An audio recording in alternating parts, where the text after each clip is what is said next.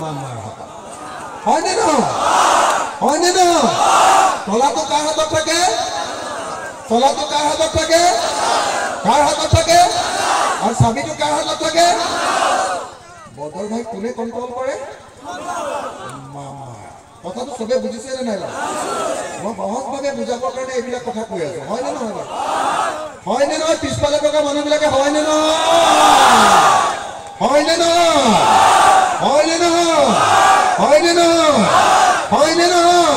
বিধানসভাত সিদ্ধান্ত লৈছো যে অসমৰ সব মহিলাই অসমৰ সকলো মহিলাই যাৰ ঘৰত ৰেচন কাৰ্ড আছে সব মহিলাকে আমি অহা অক্টোবৰ মাহৰ পৰা সকলোকে অৰুণোদয় দিম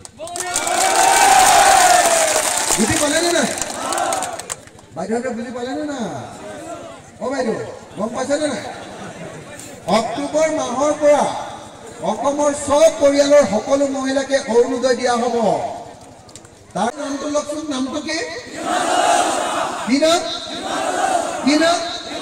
সংখ্যালঘুৰ আটাইতকৈ ডাঙৰ শত্ৰুজনৰ নাম কি হয়নে হিমন্ত বিশ্ব শৰ্মাৰ লগত বদৰুদ্দিন আজমল ডাঙৰীয়াই কথা পাতিবলৈ গৈছে যে তেওঁ আগৰ বিজনেছটো ডিষ্টাৰ্ব হ'ব নালাগে কথাটো বুজিছেনে এতিয়া সদিয়া ৰায় ইলেকশ্যনৰ আগত তেওঁ কৈছে যে মই 300খন মাদ্ৰাছা বনাই দিম তেওঁক আপোনালোকেও কোৱা নাই যে মাদ্ৰাছা বনাব লাগে কৈছে নেকি যোৱা 15 বছৰত তেওঁ এখনো মাদ্ৰাছা বনোৱাও নাই বনাইছে নেকি এতিয়া ইলেকশ্যনৰ সময়ত কথাতে কেলে ক'লে 300খন মাদ্ৰাছা বনাবলৈ কেলে কৈছে যদি এনেকে 300খন মাদ্ৰাছা বনাম বুলি কৈ হিন্দু মানুহবিলাকৰ খং উঠিব আৰু খং উঠিলে বিজেপিক ভোটটো মাৰিব হয়নে নহয় বদৰ চাচা আৰু হিমন্ত মামা ইটো সিটোৰ বন্ধু বুলি আপোনালোকে জানেনে নাই যেতিয়া বদৰ চাচাৰ পিঠিটোত খজুৱাই হিমন্ত মামাই এনেকে খজুৱতি মাৰি দিয়ে আৰু হিমন্ত মামাৰ পিঠিত খৰ আছে যেতিয়া খৰটো খজুৱাই তেতিয়া বদৰ চাচাই বিধল নৌকিতাৰে এনেকে ৰাকো মাৰি দিয়ে কথাটো বুজি পাইছেনে নাই বিজেপি চিলাই দিব লাগে নে নালাগে এবাৰ উজনি অসমত হিমন্তই কৈ থাকে নহয় খিলঞ্জীয়া মানুহ আমাৰ লগত আছে হয়নে নাই এবাৰ উজনি অসমত অখিল গগৈ গৌৰৱ গগৈ লুৰিণজ্যোতি গগৈ 3 গগৈ লগ লাগিছো আৰু যোৰহাটত ইলেকশ্যন খেলিলো বিজেপিক চাফা কৰি থৈ আহিছে ডিব্ৰুগড় লুৰিণজ্যোতিক ইলেকশ্যন খেলাইছো বিজেপিক চাফা কৰি থৈ আহিছে আৰু এবাৰ সিদ্ধান্ত লৈছো 3 গগৈৰ সিদ্ধান্ত লৈছো কি বুলি যে 2026 চনত হিমন্ত বিশ্ব শৰ্মা চকীখনেৰে সৈতে ব্ৰহ্মপুত্ৰত থৈ দিয়া ভাল হ'বনে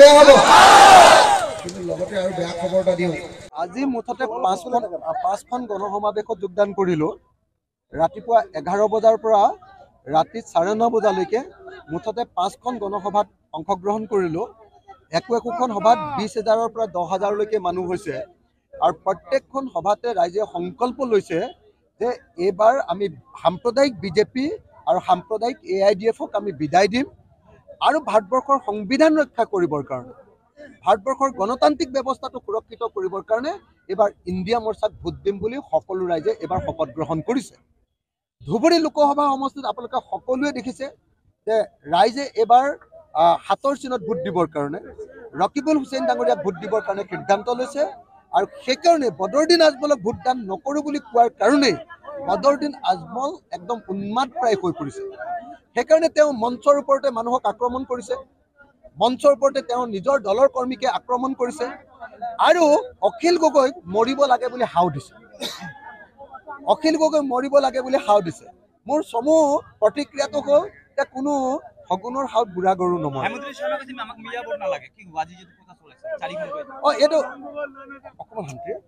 এইটো বহুত ডাঙৰ কথা যে হিমন্ত বিশ্ব শৰ্মাই কৈ আছিলে যে ধুবুৰী বৰপেটা আৰু গোৱালপাৰা এই 3খন ঠাইলৈ আহিলে তেখেতৰ অসমত থকা যেন নালাগে এই 3খন ঠাইকে তেখেতৰ বাংলাদেশ যেন লাগে ইয়াৰ সকলো মানুহকে তেখেতে বাংলাদেশী বুলি কৈছিল কিন্তু আজি লাজ লগাকে অসমৰ মুখ্যমন্ত্ৰী ডাঙৰীয়া ধুবুৰীলৈ আহিছে আৰু ধুবুৰীত অসমৰ মুছলমান মিয়া সমাজক তেওঁ ভোট বিচাৰিছে এইটো লজ্জাজনক ঘটনা হয়নে নহয়?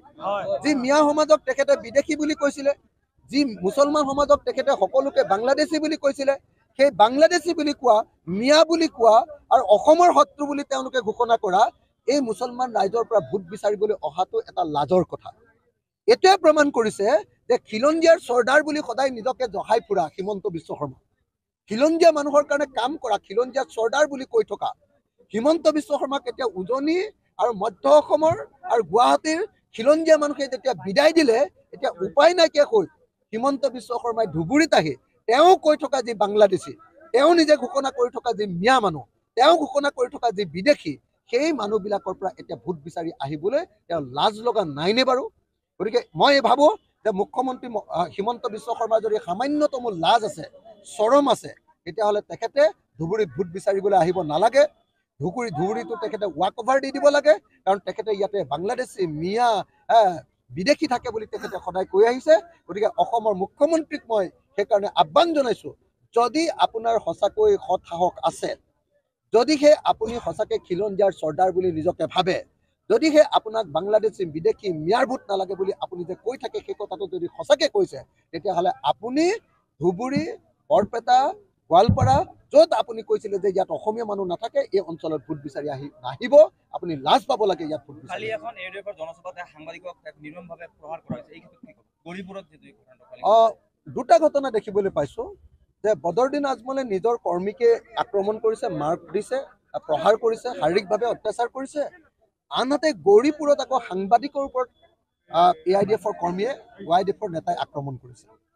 তাৰমানে তেওঁলোকে বুজি উঠিছে যে AIDF-ৰ যি বিশাল সাম্প্ৰদায়িক যি কমিউনেল যিটো তেওঁলোকৰ জমিদাৰী আছিলে, সেই জমিদাৰী ভাগি গ'ল। জমিদাৰী ভাগি গ'ল, কিন্তু জমিদাৰবিলাক এতিয়াও আঁতৰি যোৱা নাই। জমিদাৰবিলাকে এতিয়াও ভাবি আছে যে তেওঁলোকৰ তলত এতিয়াও ৰাইটবিলাক আছে, কিন্তু ৰাইটবিলাক আঁতৰি গুচি গ'ল, খেতিয়কবিলাক আঁতৰি গুচি গ'ল, জমিদাৰী ভাগি গ'ল, কিন্তু এতিয়াও জমিদাৰৰ উপদ্ৰৱ, দাদাগিৰি এতিয়াও চলি আছে। কেইদিনমানৰ পাছত যেতিয়া 2024 চনৰ লোকসভাৰ নিৰ্বাচনৰ ফলাফল দিব, সেইদিনাৰ পাছৰ পৰা আৰু বদৰুদ্দিন আজমলৰ এজনো মানুহক আমি দেখিবলৈ নাপাম।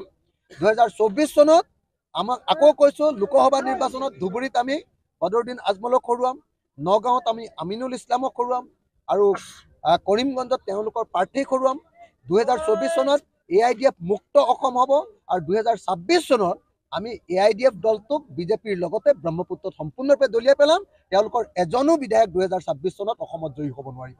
আজমলে কালি এটা জনসভাত কৈছে যে অখিল গগৈক কংগ্ৰেছৰ লিডাৰবিলাকে ভাড়া কৰিছে, আমি যদি বেছি টকা দিব পাৰোঁ আমাৰ লগত আহিব অহাকালি। মানে বদৰুদ্দিন আজমলৰ ইমান টকা নাই। বদৰুদ্দিন আজমলে কৈ থাকে যে তেওঁ বহুত টকা আছে, তেওঁ আমুকক কিনিম, তামুকক কিনিম, তামুকক কিনিম, এনেকে কৈ থাকে নে নাই? এইবাৰ মই শপতনামাখন দেখিয়ে গম পালোঁ, বেছি টকা নাই বদৰুদ্দিন আজমলৰ। এই দুখীয়া মানুহ বদৰুদ্দিন আজমল। মোৰ নিচিনা মানুহক ক'ত কিনিব পাৰিব? অসমৰ আটাইতকৈ শক্তিশালী মানুহ, কাকো ভয় নকৰা মানুহ। এই মানুহটোক কিনিবৰ কাৰণেতো 1000 কোটি টকা লাগিব ন।